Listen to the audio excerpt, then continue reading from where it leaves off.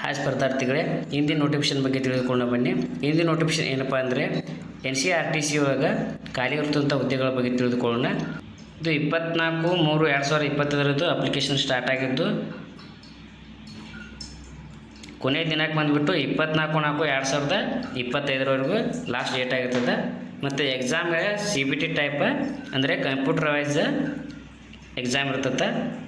Exam May ತಿಂಗಳದಾಗ ಇರ್ತದೆ. ಮತ್ತು ಈ ಹುದ್ದೆಗೆ ಅಪ್ಲಿಕೇಶನನ್ನು ನೀವು ಹಾಕಬೇಕಂದ್ರೆ ಯಾವ ರೀತಿ ಕ್ವಾಲಿಫಿಕೇಷನ್ ಇರಬೇಕು ಮತ್ತು ಏಜ್ ಲಿಮಿಟನ್ನು ಮತ್ತು ಯಾವ್ಯಾವ ಹುದ್ದೆಗಳು ಖಾಲಿ ಇವತ್ತು ನೋಡೋಕ್ಕಿಂತ ಮುಂಚೆ ಇನ್ನೂ ಯಾರು ನನ್ನ ಚಾನಲ್ಗೆ ಸಬ್ಸ್ಕ್ರೈಬ್ ಆಗಿಲ್ಲ, ದಯವಿಟ್ಟು ಸಬ್ಸ್ಕ್ರೈಬ್ ಮಾಡ್ಕೊಳ್ಳಿ. ನೋಡಿರಿ ಹುದ್ದೆಗಳ ಬಗ್ಗೆ ಮಾಹಿತಿ. ಮೊದಲೇ ಪೋಸ್ಟಾಗಿ ಜೂನಿಯರ್ ಇಂಜಿನಿಯರಿಂಗ್ ಎಲೆಕ್ಟ್ರಿಕಲ್, ಇದು ಪೋಸ್ಟ್ಗೆ ಸ್ಯಾಲ್ರಿ ಎಷ್ಟೈತೆ ಅಂದರೆ 22,800ರಿಂದ 75,850 ಸಿಗುತ್ತೆ.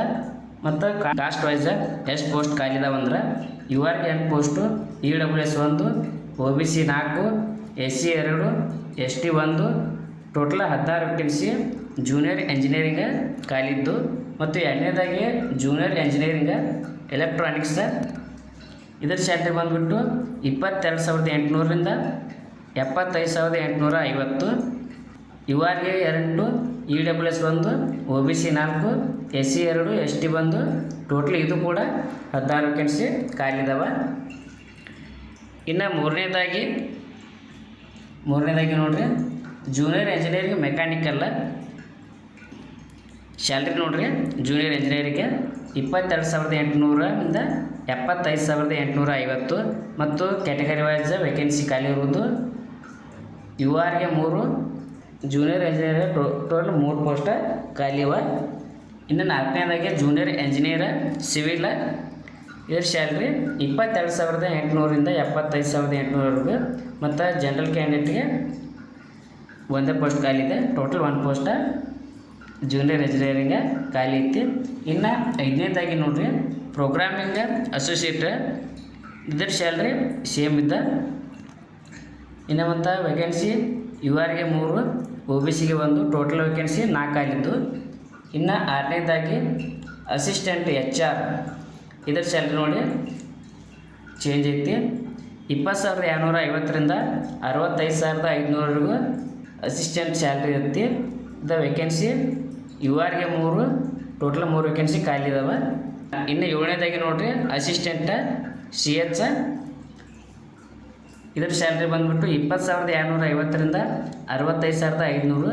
ಮತ್ತು ವೇಕೆನ್ಸಿ URಗೆ 1 ಪೋಸ್ಟ್ ಖಾಲಿದ್ದು, ಟೋಟಲ್ ಒಂದೇ ಪೋಸ್ಟ್ ಅಸಿಸ್ಟೆಂಟ್ CH ಇದೆ. ಇನ್ನು ಎಂಟನೇದಾಗಿ ನೋಡಿರಿ ಜೂನಿಯರ್ ಮೇಂಟೈನರ್ ಎಲೆಕ್ಟ್ರಿಕಲ್, ಇದು ಸ್ಯಾಲ್ರಿ ಬಂದುಬಿಟ್ಟು 18,250ರಿಂದ 59,200 ಸ್ಯಾಲ್ರಿ ಸಿಗುತ್ತೆ. ಮತ್ತು ಕ್ಯಾಟಗರಿ ವೈಸ್ ವೇಕೆನ್ಸಿ URಗೆ 10, EWS 1, OBC 4, SC 2, ST 1, total 18 post junior maintainer ಐತೆ. ಇನ್ನು 9ನೇದು ವೇಕೆನ್ಸಿ ಜೂನಿಯರ್ ಮೇಂಟೈನರ್ ಮೆಕ್ಯಾನಿಕಲ್, ಇದರ ಸ್ಯಾಲ್ರಿ 18,250ರಿಂದ 59,200. ಮತ್ತು ವೇಕೆನ್ಸಿ ಡೀಟೇಲ್ಸ್ ಕ್ಯಾಟಗರಿ ವೈಸ್ URಗೆ 6, EWS 1, OBC 2, SC 1, total 10 vacancy junior maintainer ಮೆಕ್ಯಾನಿಕಲ್ಗಳು ಖಾಲಿತ್ತು. ಮತ್ತು ಇನ್ನು ಕ್ಯಾಟಗರಿ ವೈಸ್ ಎಷ್ಟು ಪೋಸ್ಟ್ ಖಾಲಿದಾವಂದ್ರೆ ಟೋಟಲ್ URಗೆ ಅಂದರೆ ಜನರಲ್ ಕ್ಯಾಂಡಿಡೇಟ್ಗೆ 43 ವೇಕೆನ್ಸಿ ಖಾಲಿದ್ದು, EWSಗೆ 4 ಪೋಸ್ಟ್. ಇನ್ನು OBC ಕ್ಯಾಂಡಿಡೇಟ್ಗೆ 15 ಇವೆ, SC 7, ST 3, total vacancy 72 vacancy ಖಾಲಿವೆ.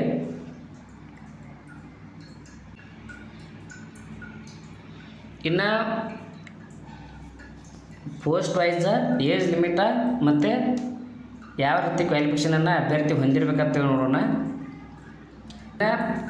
Junior engineering electrical maximum ಏಜ 25 ವರ್ಷ ಆಗಿರಬೇಕು.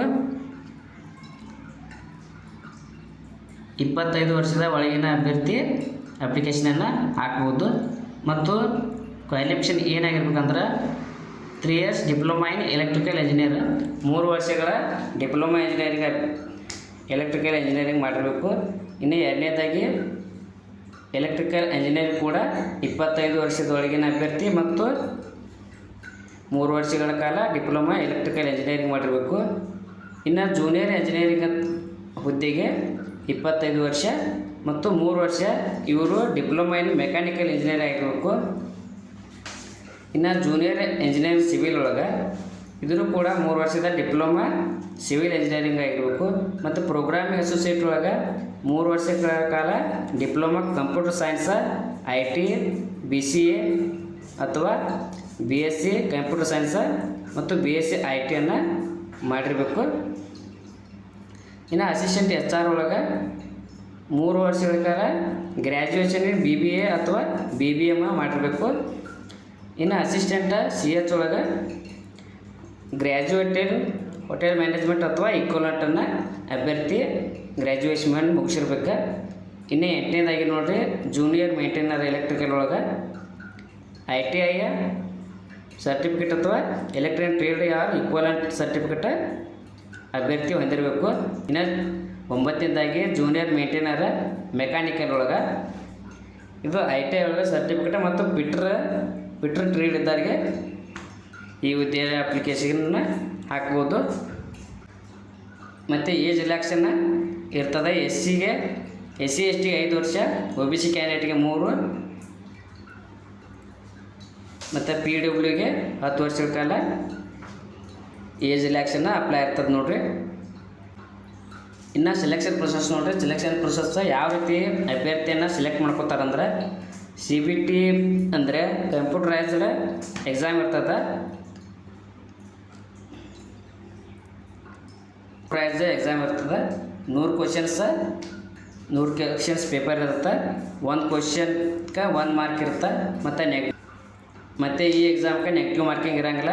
ಟೈಮಿಂಗ್ ಬಂದುಬಿಟ್ಟು 90 ನಿಮಿಷಗಳ ಕಾಲ ಅಭ್ಯರ್ಥಿಗೆ ಅವಕಾಶ ಇರ್ತದೆ.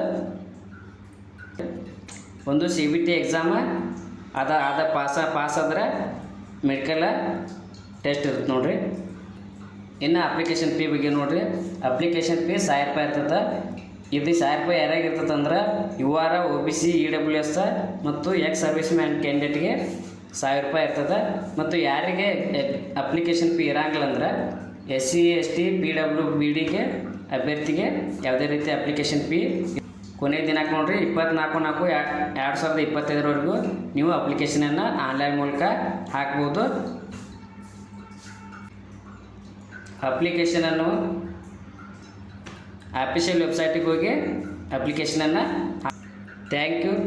ಇನ್ನೂ ಯಾರು ನನ್ನ ಚಾನಲ್ಗೆ ಸಬ್ಸ್ಕ್ರೈಬ್ ಆಗಿಲ್ಲ, ದಯವಿಟ್ಟು ಸಬ್ಸ್ಕ್ರೈಬ್ ಮಾಡ್ಕೊಳ್ಳಿ. ಮುಂದೆ ಯಾವುದೇ ಜಾಬ್ ಬಗ್ಗೆ ನಾನು ತಿಳಿಸಿದಾಗ ನಿಮಗೆ ಬೇಗನೆ ನೋಟಿಫಿಕೇಷನ್ ಬರ್ತದೆ.